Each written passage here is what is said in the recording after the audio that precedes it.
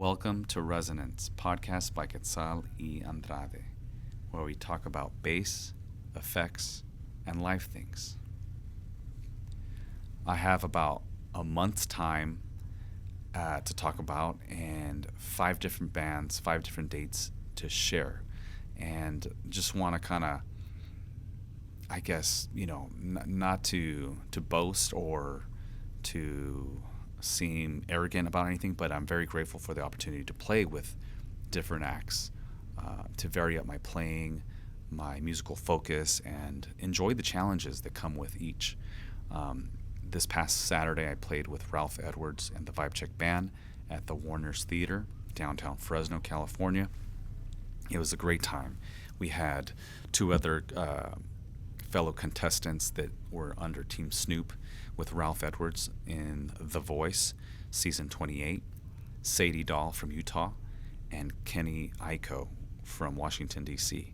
So it was a very cool thing to have both of them fly into California, join us for a show, showcase their musical talents solo, and then also join us as VIBECHECK the band for a couple of tunes. And it was great. It was just positive vibes the whole night.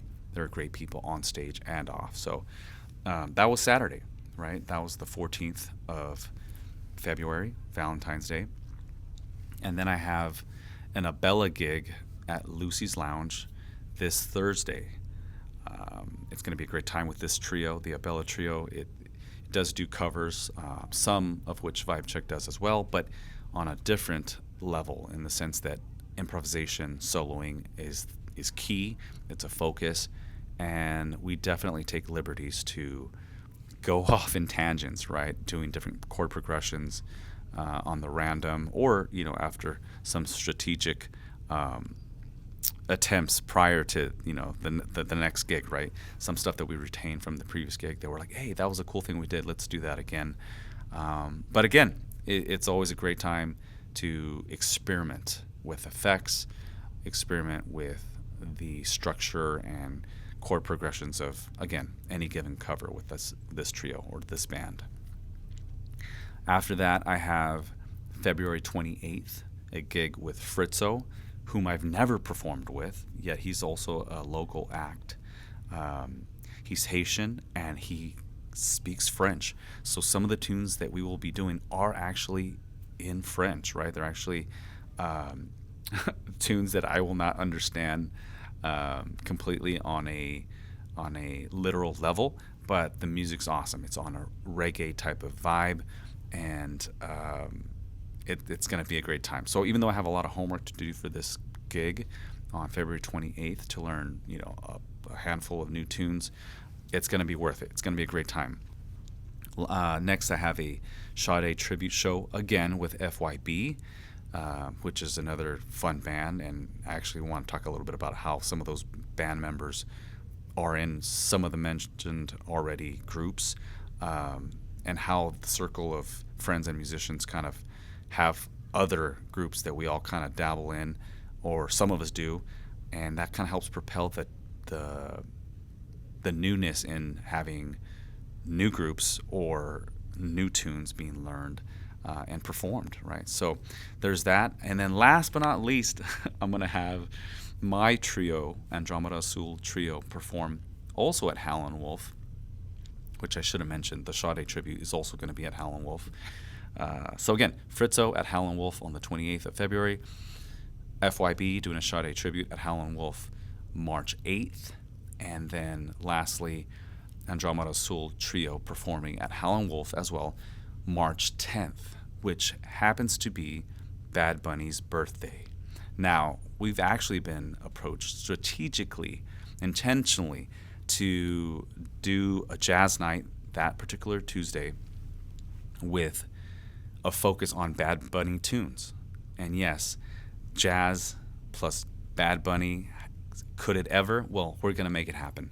The manager is a huge Bad Bunny fan and asked if we could do a jazz night there focusing on Bad Bunny music. And I was like, definitely up for the challenge. I'm sure it's going to be a great time being able to give our instrumental interpretations of the music, being able to solo and improvise over over reggaeton rhythms and similar type of Latin infused music. So we're super excited. Saxophone being the lead to play the melodies. Obviously, I'll be on bass and effects pedals. I may take my keyboard to play some chords for padding purposes, but in the event that we can add not just us three, Nathan Guzman on drums, George Campos on sax, and myself on bass, we might have our good friend Cesar Enamorado on keys that night too, to give us some extra blowing power, right? Some extra solo chops on keys would be nice.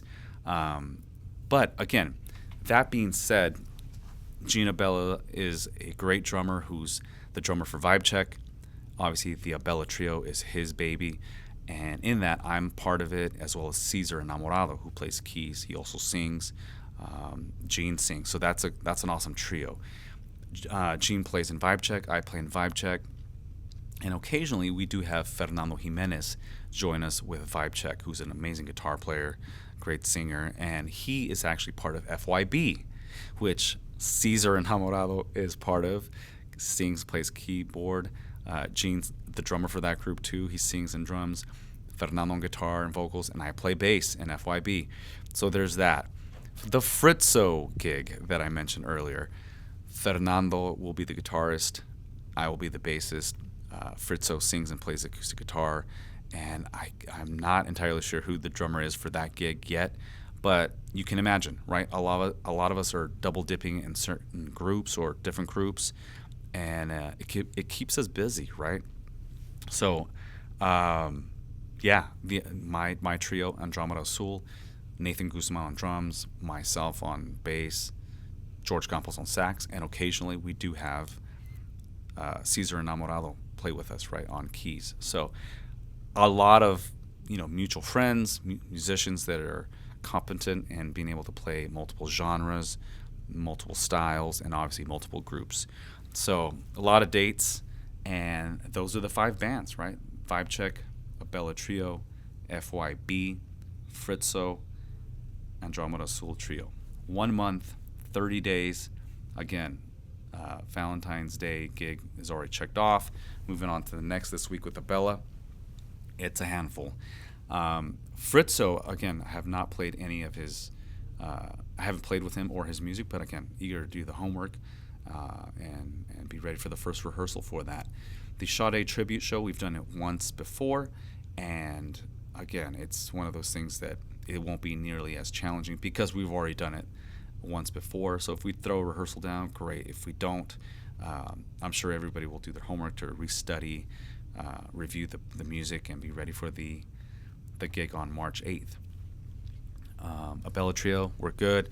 Okay, my thing with the Andromeda AZUL Trio and playing Bad Bunny music. I don't know a lot of Bad Bunny music, so I'm going to have to chart things down. By that I mean is like just put down the key, maybe some chord progressions. We're not going to, recreate every track absolutely to the T. It's more about having people recognize the hook, the melody, and then being able to improvise. Then the solos being the huge focus for the jazz night on March 10th. I do want to mention this because obviously if you're anywhere on social media, the topics of Bad Bunny doing the Super Bowl halftime show has been a huge thing. Whether or not you're a fan, should have been allowed, the significance of it, blah blah blah. I'm not here for any sort of political banter, any sort of opinion in that department. What I will say is that with the jazz plus Bad Bunny thing, it's one of those things where like I'm looking forward to it. I think whoever's in the building, if you're not really about jazz but you're a Bad Bunny fan, you're gonna have a great night. At the end of the night, you're gonna recognize some tunes. You'll be able to hear some solos, right? And hopefully a new spin on Bad Bunny music. If you are a jazz fan but not a Bad Bunny fan and you're in the building, you're going to be able to have a great night and say, hey, there was solos, or there were liberties taken, and yes, there was Bad Bunny music that maybe I'm not familiar with or don't care for, but at the end of the day, there was music happening. There was creativity, and there was a positive atmosphere coming off the stage with some Latin rhythms going on throughout the night. So I'm very positive in this manner. I think I want to do multiple genres, whether it's church music, gospel music, contemporary, or ICCM. I've been in salsa groups. I've been in rock groups. I've been in R&B, soul cover bands, right? Cumbia groups. Obviously my own music, instrumental, jazz slash effects, heavy and whatnot music. So, my tolerance for multiple genres is just that, right? I think I'm not going to be worried about, this guy, she shouldn't be playing bad music because he's this kind of a musician. I don't know that anybody's ever put me in a box like that. I've always played in multiple groups, different genres, and I don't see myself ever stopping, that kind of musical momentum. I think if I mentioned this before to other people that I've talked to, if I was just in a blues band, I would go crazy. I would be musically depressed. I couldn't do it. If I was just in an R&B band and did nothing else remotely Latin, cumbia, salsa, or even church gospel music, I would be feeling incomplete musically. And so I'm hopefully painting a picture of myself, not for like, this is the exemplary bass player musician that we should all be. Hey, if you've got a gig that does one genre and you're happy and you're great at it, hey, keep doing that. Kill it. It's not a broken system. Keep going. For me, I've always been that kind of person that I enjoy playing multiple genres and instruments, right? I don't consider myself a master of the bass or any given instrument, but I do play piano, I do play drums, I play bass, I can play some guitar, and I cycle through those instruments often and enough throughout the year that, I don't lose the ability to play one or the other. If anything, I enjoy the fact that I have, I don't want to say wasted time. I've spent or invested time in every instrument to a degree, right? To be able to play certain things here and there, or for whatever reasons, right? At church, live music, home recordings, teaching, right? I'm a music educator throughout the day. That's my day job. And so being able to juggle the piano, the bass, the guitar, and drums here at my work site is essential. I can't imagine being a music educator or the music educator that I am without being able to play those four instruments. They're big assets, and I enjoy them. Ultimately, they're fun for me. Let's see. So I talked a little bit about the whole jazz meets Bad Bunny. I think it's going to be a great time. I think some of the joys of playing or listening to music is when you hear something unexpected. When you hear a cover of some tune that in a different style, it can be a very cool thing. I know that when I was in a salsa group, we used to do covers of English tunes, right? Songs that were actually sung in English, yet we would translate them in Spanish, or we'd sing them in English, but with salsa music behind it, right? And so that was a very cool thing, and you could see people's faces kind of light up and be like, oh, this song, but in a salsa context, it's a way to revamp it, right? If people wanted to just hear the original tracks as is, why not just pop in a CD, right? Just go get a DJ. Why come to a live music performance with a band? I think music is meant to be consumed and yet regurgitated in a fashion that can feel fresh and new and shared by musicians on a stage, as well as listeners that are familiar with the original works. So that's my take. Let's see. Saturday. New topic, or changing topics. I had talked about the color box being a potential factor in that show, and turns out, yes, I liked the way the color box sounded on stage as a as a significant DI integration into my playing. I usually go DI out from my dark glass alpha omega amp head, and usually I go post EQ out of that. I think when I used to play my MTD bass, I used to always run it pre EQ. I felt that whatever was coming out of my bass was more of what I wanted to hear out in the house. Yet with the S Martin, I feel like some of the electronics benefit from the dark glass components, or the EQ flexibility and EQ power, right, that it has. And so I always go post EQ when I go DI out from my dark glass amp head. But this time around, I felt like, okay, this is not the average public venue gig that we do. It's a large theater, very boomy, very large. I want to sound big. I want to sound like this bass is taking room in an appropriate way. And again, in troubleshooting the color box at home, I felt like it was doing just that, with some of the bass boosted, some of the mids just rolled back a little bit, and keeping the highs at 12 o'clock. And so, pre-volume was at 11 o'clock, master at 12. I felt like it was giving me a bump and more low end in a not overly aggressive fashion. And so I kept it on the whole gig. I used the JHS color box active, engaged the whole time. I'm glad I did. I felt it sounded good. However, I disengaged it for the Bruno Mars Versace on the Floor song, right? And I think I had mentioned that in the previous podcast, that it was probably going to be the case, because I ended up using, out of my Zoom MS60B, a not Moog. I was corrected by a friend earlier today that it's pronounced Moog. I have said Moog synth like forever, but the Moog, I'm going to start trying to say Moog, synth patch or preset on my Zoom pedal, it tends to be a little hot. And yes, I could have dialed it back, but I feel like the way it comes out EQ-wise, it pushes a lot of bottom end naturally.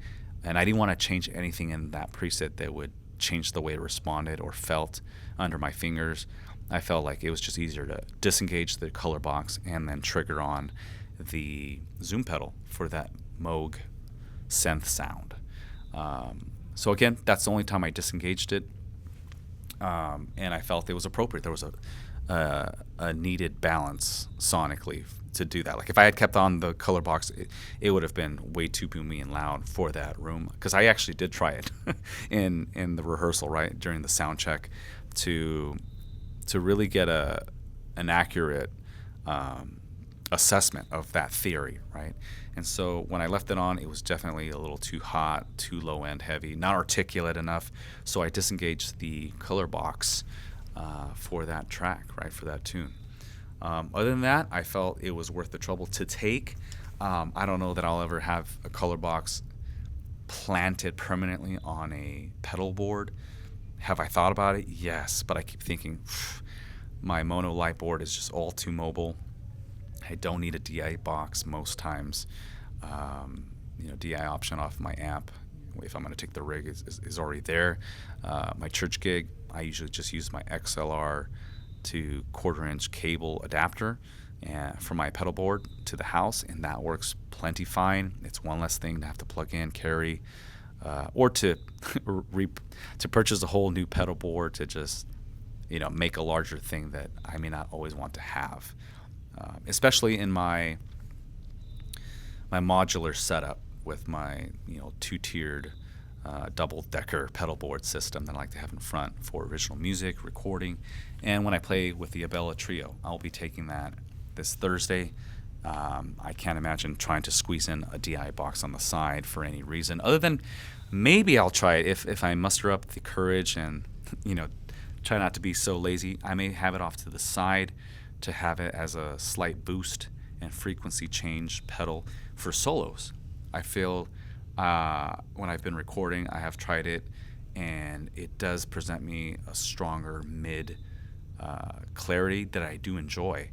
And so for melodic passages or soloing, I feel like, that would be nice up front, not so much as a tail end pedal, right, before going DI out. So we'll see. Lots to think about regarding future builds if I end up restructuring anything, but I think I'd rather just go through the trouble of having a color box or something of the nature with EQ flexibility at the front and a possible DI at the end, just loosely, right? Nothing planted. I have the little power connecting options underneath my pedal boards to either go out of my double decker off the side from a Chox 4 power unit, or from my Chox Soul unit underneath the main brain mono light board. I have an extra spot available that I can go out of and then power the color box, or again, similar type of unit for tone shaping. Let's see. I think that's pretty much everything that I wanted to cover, other than 5 bands, 5 dates. It's a lot, but I'm definitely going to space out my practice time. Every gig is spaced out, I feel, evenly enough, minus the March 8th and March 10th gig. Those are pretty close, but I'm not too worried about the Sade tribute since we've done it before.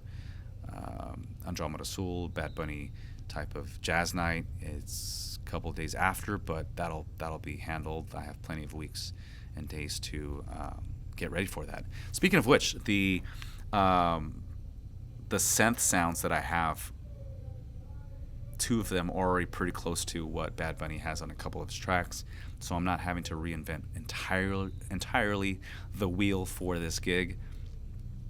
There is another synth sound that I've developed that may be appropriate and accurate enough to mimic another particular song that he does. I'm having fun with some of this tone shaping stuff, so there's at least 3 to 4 synth sounds that I'll use. And again, we're not trying to replicate the music 100%. It's more like for the vibe, the initial feel, have some fun with the effects, and again, soloing. Definitely the focus for March 10th. Super excited to use effects, right? I had a friend that said, yeah, I like how much you lean into effects. And maybe that's a fault for some people. They're like, hey, just play the bass, play it dry, play the parts. There's no need to tap dance and provide extra contour that again may not even enhance the music in their eyes. But for me, it makes it more fun to throw in some chorus, some octave, some synth sounds, some OC2, some sort of drive effect, etc. You name it.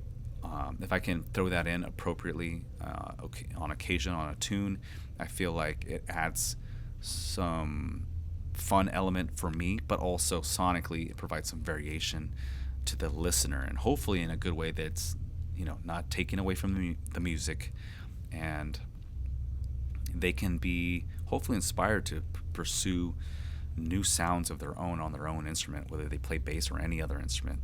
I think when we play music often enough, and maybe the typical covers or the typical list, if you keep doing it the exact same way, things can get stale. Yes, some shows you definitely want to play them to the T as is. Maybe if you're doing a tribute show that, again, they want exactly what's heard on record live, then yes, then play everything to the T as is, as it's recorded. But if you're like me, I'm blessed enough to play with musicians that embrace some sort of creative expression, and yeah, definitely going to keep pushing pedals, engaging pedals, tweaking pedals, all that, and hopefully not get fired, right? So again, hopefully you found this podcast entertaining enough to see that there's lots of different groups that can hopefully keep you busy and inspired with effects, playing bass, embracing multiple genres, whether it's pop, jazz, any sort of cover band of a sort, and hopefully mixing music in a way that is positive and promoting music, right? Celebrating diversity, and again, just being able to be human and share music is a blessing. So if we're doing that already, regardless of the genre. Why not push that a little further and experiment more, right, with music, experiment more with effects, and trying to embrace all audiences. I'll leave it at that. So I hope you guys have a great day, and I'll see you at the next podcast.